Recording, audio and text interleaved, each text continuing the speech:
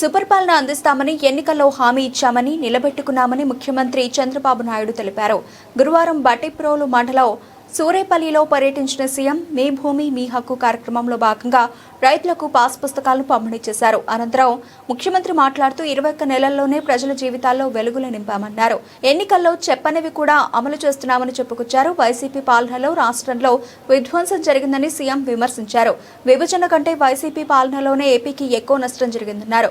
YCP హయాంలో మహిళలకు రక్షణ లేదన్నారు. జగన్ పాలనలో వ్యవస్థలు గాడి తప్పాయని దారిలో పెడుతున్నామని వెల్లడించారు.